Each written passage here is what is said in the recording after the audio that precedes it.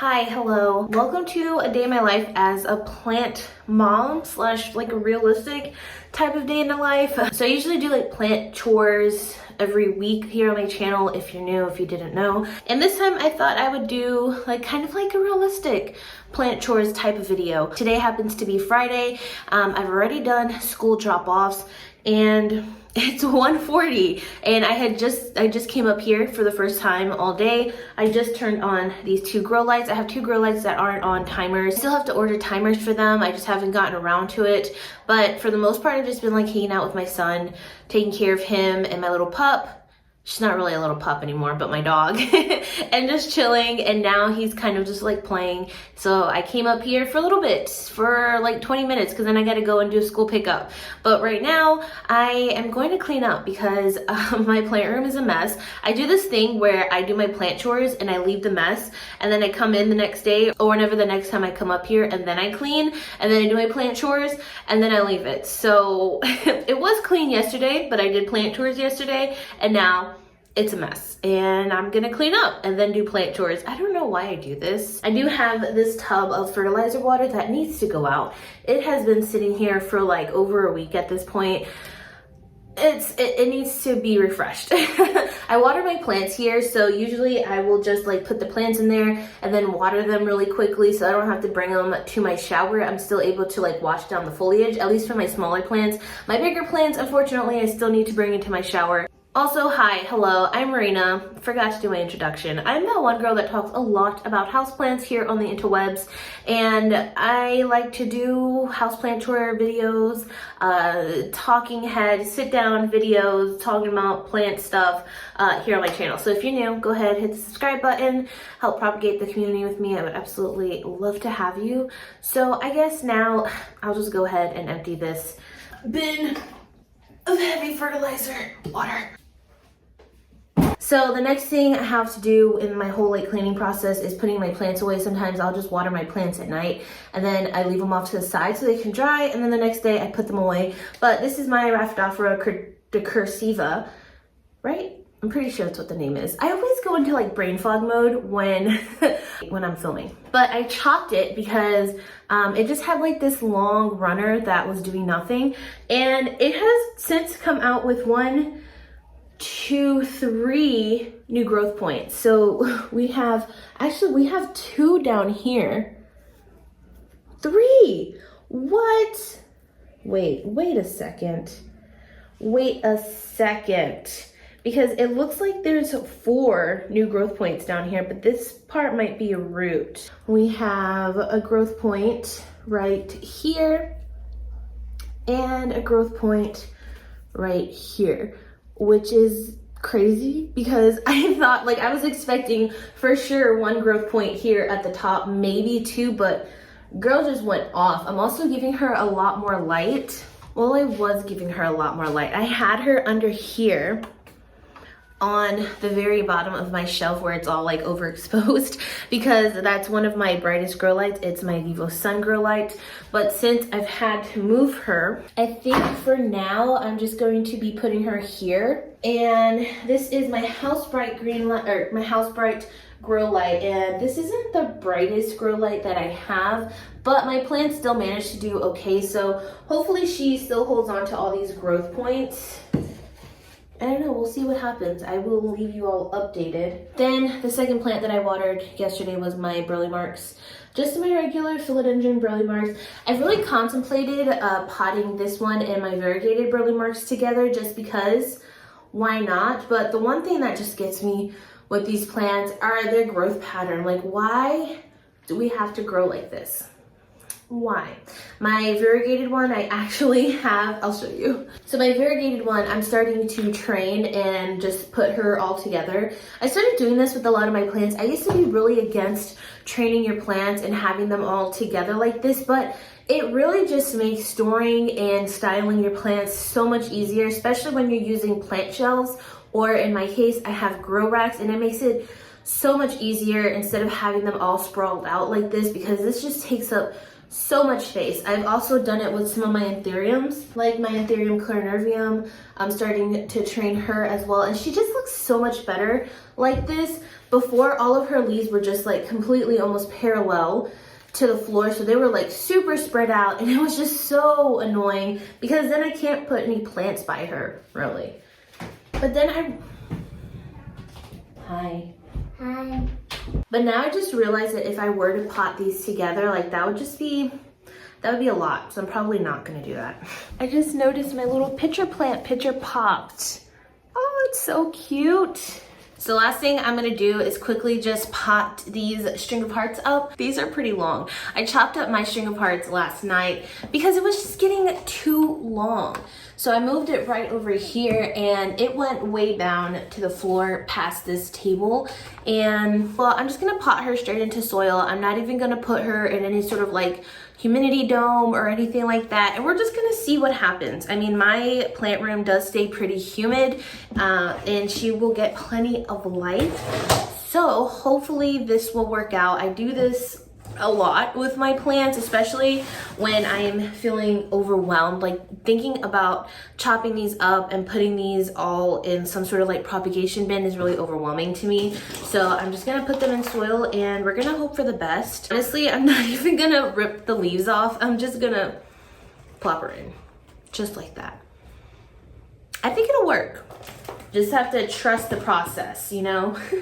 And then I don't know what I'm gonna do. Maybe I'll put this string of hearts down into my room once it is like fully rooted and growing and stuff. But yeah, it's pretty cute for now. I like it. Now I just have to find a spot for her up on my shelf. I also need to do something about this golden pothos. Like, I murdered this pothos. Actually, what happened was I transferred her from water to soil, and then I put her in a really bad environment in my room. Oh, she was putting out a new root though, look at that. So she lost all of her original roots. So that could be a good thing. I really should have just like left her in here in the plant room under the grow light until she established herself and started putting out new leaves, and then put her downstairs in my bedroom, but I didn't because I was too impatient. And so now we're left with this. So she'll probably stay up here for a little bit as well. So I was gonna go and give her some new soil because the soil I had before had a lot of sphagnum moss in it because I was out of soil. So it was kind of like a dirty sphagnum situation, but with more sphagnum moss. And well, we have this. Somehow this piece completely rotted off, which is so weird. I guess like it broke. That's what happened. This was the bottom part, and then she just like broke in her pot. I don't know how, because I didn't even move her. That's interesting. Well, at least she started to root from this node, right? Oh, that's hysterical. It's also pouring rain outside and really gloomy, which is kind of nice. I've been kind of digging the rain lately. Usually I don't like it too much when it rains, because especially in the winter time because it's so cold, but it's just been so peaceful lately. Okay, now she's in some good fresh soil. Okay, but now I gotta go and do school pickup, so I'll be back at some point today. So it's a few hours later, still the same day, I'm just in a different shirt.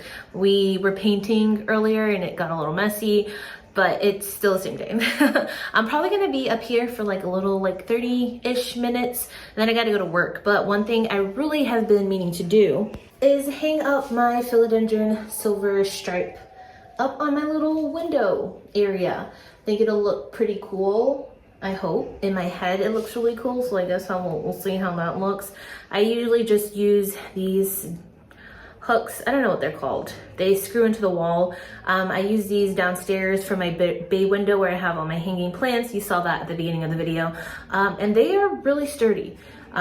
Really highly recommend these. I got these, I think at like Lowe's or something. Okay, if I'm being honest, I am not that crazy about it.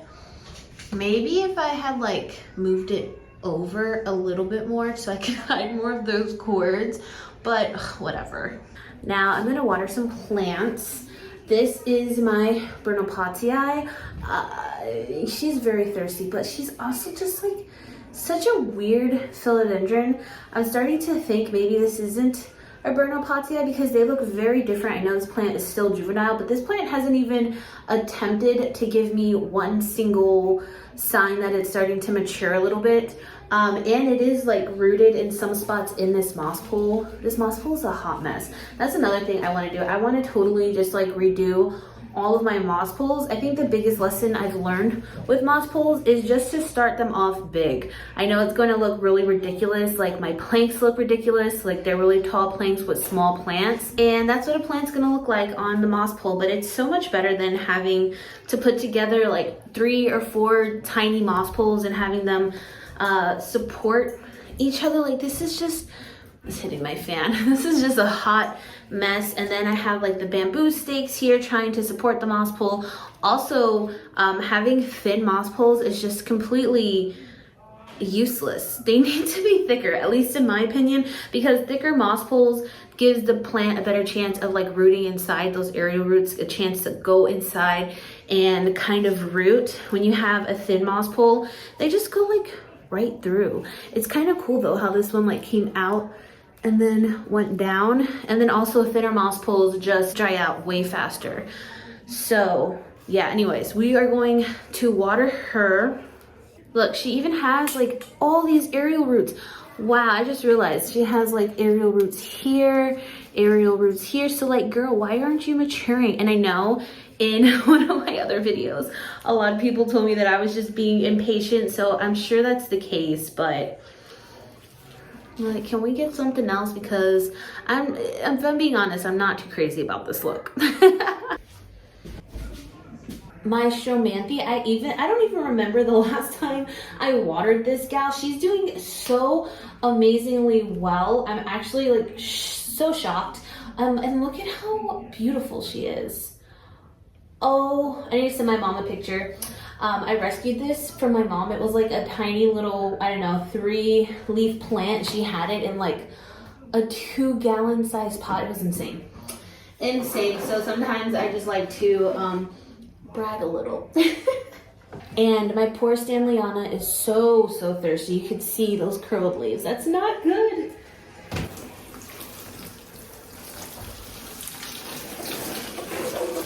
So as I'm doing plant chores and stuff, I've been noticing so many spikes, so I just need to share. So my Calathea orbifolia, I sprayed down with the sulfur fungicide because it was having a bacterial leaf spot.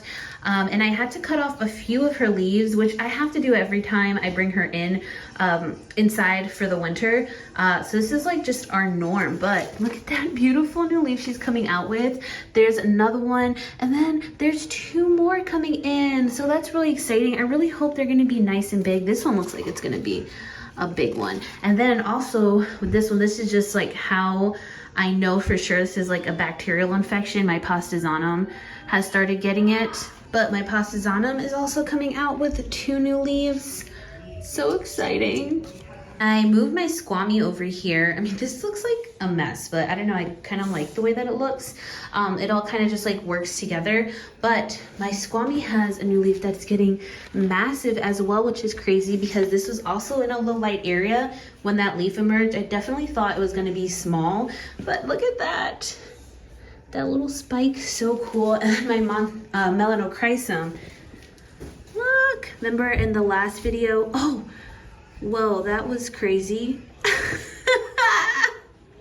I can't believe it just did that. Okay, well, it had that tiny leaf. I said in my last video how philodendrons always put out like a tester leaf, and then now this leaf has gotten massive, so I can't wait to put that, I can't wait to see that and share updates with y'all. I've been so impatient because I am dying what it's gonna look like.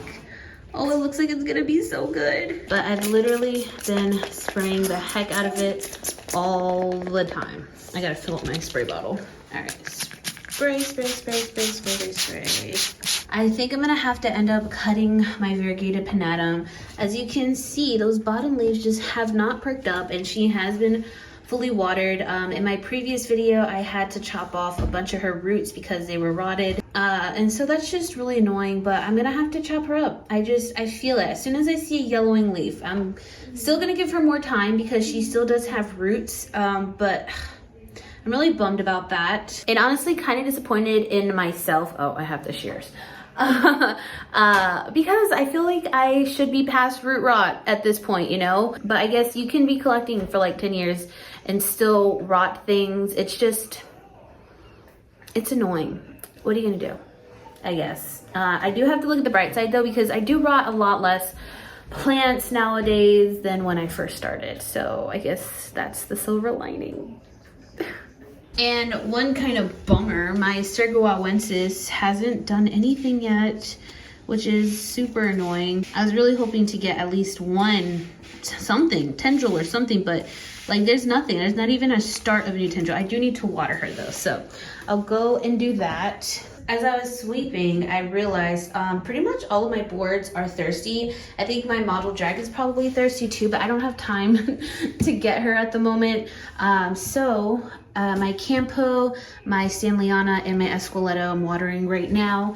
And I actually have my Campo in this Cashpo because they are in smaller, like 4-inch, I think, or maybe 5-inch slotted plastic orchid pots, and it's just really wobbly with the plank. I eventually want to get a cash pot for this one as well because it just makes such a difference.